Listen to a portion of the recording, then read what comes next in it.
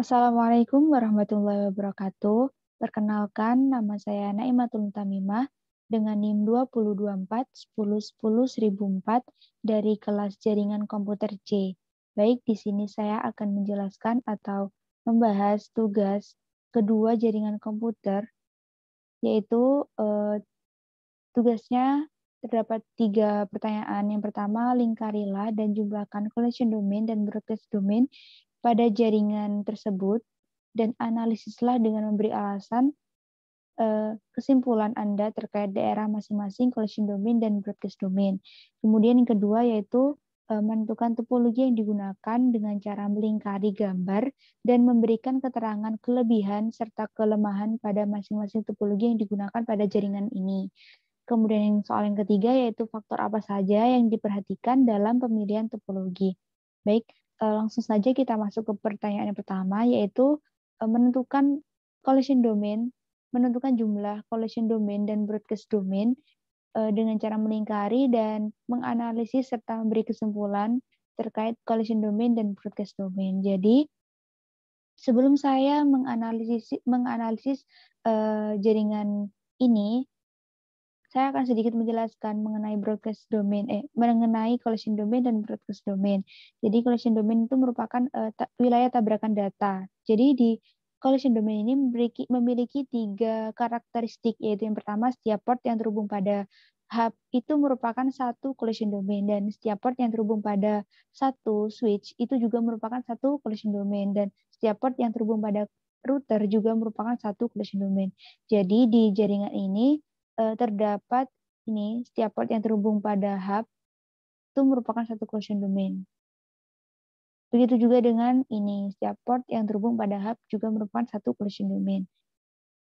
Kemudian setiap port yang terhubung pada switch juga merupakan satu collision domain. Jadi ini satu collision domain, ini juga satu, ini juga satu. Begitu juga dengan yang di sampingnya. Dan karakteristik collision domain yang ketiga yaitu kan setiap port yang terhubung pada router juga merupakan satu collision domain. Jadi ini juga merupakan satu collision domain. Jadi kesimpulannya jumlah collision domain yang terdapat pada jaringan ini tuh terdapat 9. 1, 2, 3, 4, 5, 6, 7, 8, 9. Terdapat 9 collision domain atau wilayah tabrakan data. Kemudian lanjut ke broadcast domain atau domain siaran. Jadi sama halnya dengan collision domain, broadcast domain juga memiliki karakteristik. Karakteristiknya hampir sama, bahkan sama dengan collision domain, yaitu setiap port yang terhubung pada hub merupakan satu broadcast domain, dan setiap port yang terhubung pada switch juga merupakan satu broadcast domain. Begitu juga setiap port yang terhubung pada router merupakan satu broadcast domain. Jadi di sini terdapat hub dengan switch. Jadi di sini merupakan satu broadcast domain. Di ini juga merupakan satu broadcast domain. Begitu juga dengan setiap port yang terhubung pada router juga merupakan satu broadcast domain. Jadi kesimpulannya yaitu pada jaringan ini terdapat 3 broadcast domain. 3 broadcast domain. Selanjutnya, pada soal yang kedua yaitu menentukan topologi yang digunakan pada jaringan ini serta menjelaskan keterangan kelebihan dan kelemahan pada masing-masing topologi yang digunakan. Jadi, menurut saya pada jaringan ini tuh menggunakan topologi star. Mengapa? Karena di topologi ini terdapat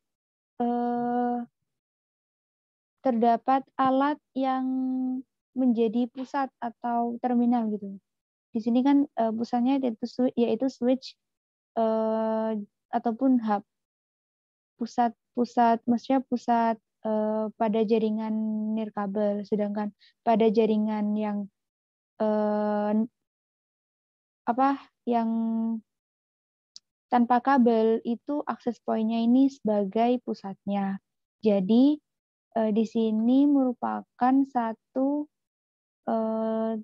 topologi star. Tuh.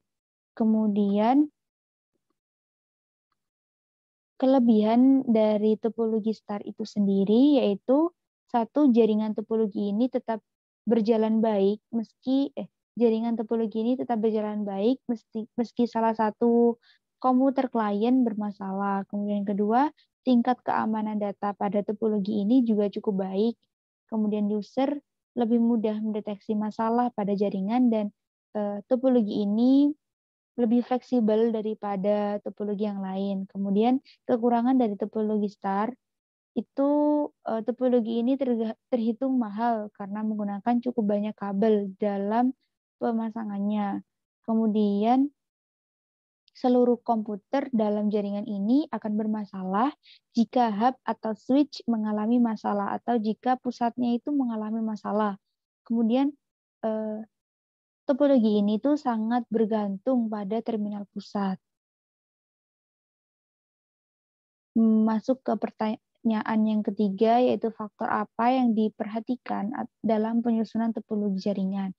Jadi terdapat 5 faktor yang perlu diperhatikan dalam penyusunan jaringan. Yang pertama, faktor biaya. Jadi sistem apa sih yang paling efisien yang dibutuhkan dalam suatu organisasi atau perusahaan? Kemudian kecepatan, sampai sejauh mana sih kecepatan yang dibutuhkan sistem tersebut? Kemudian lingkungan, misalnya listrik atau faktor-faktor lingkungan yang lain yang berpengaruh pada jenis perangkat keras yang digunakan. Kemudian yang keempat, ukuran. Sampai seberapa besar sih ukuran jaringan yang dibutuhkan dalam suatu organisasi atau perusahaan itu? Apakah jaringan itu memerlukan file server atau sejumlah server khusus gitu. Kemudian yang kelima yaitu konektivitas. Apakah pemakaian yang lain menggunakan komputer laptop perlu pengaksesan jaringan dari berbagai lokasi gitu. Mungkin cukup itu saja yang dapat saya paparkan.